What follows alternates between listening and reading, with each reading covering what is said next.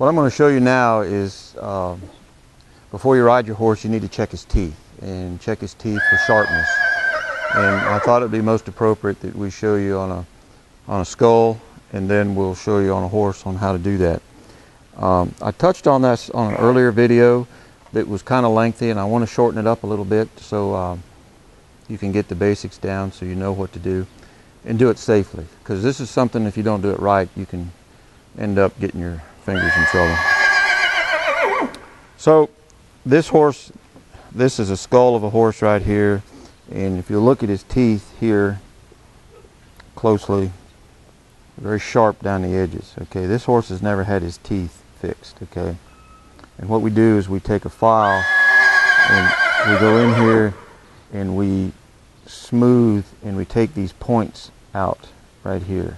Okay, and then in front here the bit lays right here on his tongue, and we come around and we round top and bottom the fronts here. So what we don't want to do is his tongue, like this simulates his tongue, this piece of wool, we don't want it to graze against sharpness there. Okay, so as you can see, these points are very sharp. They look like a serrated knife right here. Okay, and then also if you look, there is a wolf tooth. Okay, and you want to make sure you don't have wolf teeth. So what we're going to do is, when this horse eats, his mouth goes in a circular motion like this. Okay, so if you watch him when he's chewing, these teeth are rubbing at an angle. Well, when that happens, that sharpens the inside here and it sharpens the outside here. So what you do is we come up to the horse with our thumb like this. We can go inside his mouth. So if he were to bite me down, he's going to bite this coarse, thick part of my skin. What I don't want to do is put my finger in like this to where if he bites, he's going to bite my finger off like that. Okay, so I just take my thumb and I just go right in along his tongue and I feel right there. Okay, then I take my left thumb on his left side here. I come in through his cheek and I go up on the top, then I bring back like this. I don't want to shove it in like this. I want to come up along his gum and the top of his teeth, and then I want to pull that back like that. And what that'll do is that you'll feel that sharpness, and that should be dull, that edge right there. Clear back through here. Now you can't get your finger back in here, but I can feel these front teeth and I can tell you real quickly how the back ones are if the front ones are sharp. Okay, and then what we do is we take our thumb and we come in and we check in front of these molars for wolf teeth. Okay, so we're checking here, we're checking here. Get over here. Then I'm going to come over here, take my thumb. There we got a wolf tooth. I can feel it. See, I can feel that. And I take this thumb, come in, and I check in front of that molar. Now, as he gets older, he's going to get canines, these teeth that stick about halfway through here. Those are okay. You know, you can trim those if you'd like, but those aren't a problem. That wolf tooth torments a horse right there. You've got to get that pulled before you ride him. That's why horses are tossing their head and unruly when you ride him, because that's a torment for him. So I'm going to take my, just like this, and check that. All right, now these are his front teeth. Okay, if you look here, this was a young horse, about 2.5 years old, and he had shed his baby teeth. That's a baby tooth there. And see his adult tooth coming in right there. So these are what they call caps, or baby teeth. And then he'll shed back through here his baby teeth. And he'll go through a whole mouth organization process till he's about 5 years old.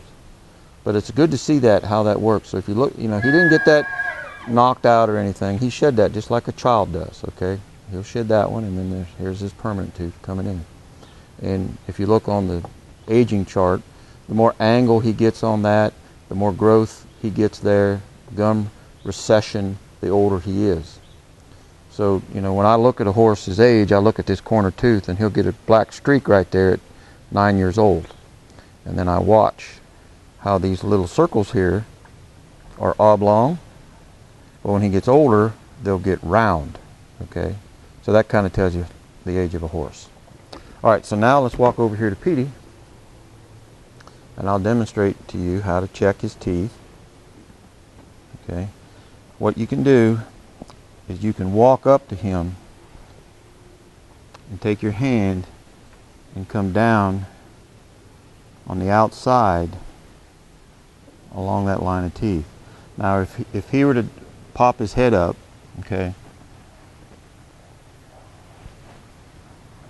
in a responsive pain way, like now he's just looking to see who pulled in the driveway, okay? But if we come like this, and if he were to twitch, that tells me that when I came over here like this, I'm running my hand down through here, these points right here are pinching his cheek, okay? So then what I'm going to do, I'm going to take this thumb, I'm going to come in his mouth, along his tongue, okay? I'm going to feel those front teeth, okay? Then I'm going to come here with this, see how my thumb sticks out? Go up and come down along his teeth, okay? I'm going to come like this, check those inside ones, but you got to watch those inside ones because I got my thumb kind of caught in there a little bit.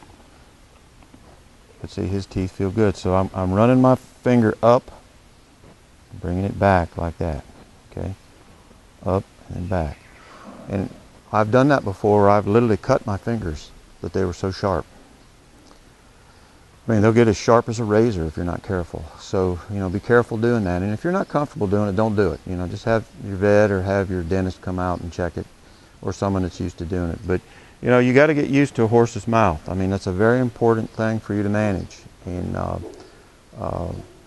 we've helped a lot of horses find a good life by just managing that. There's a lot of good horses out there that are behind bad teeth. So, you know, these are little things you got to get worked out before you start riding, because that's why horses are tossing their head and wringing their tails and being unruly most of the time. 95% of the time, it's not because they're stubborn or bullheaded, it's because they're trying to tell you that something is painful. Okay, so eliminate pain. Huge undertaking, huge important thing to work on right there.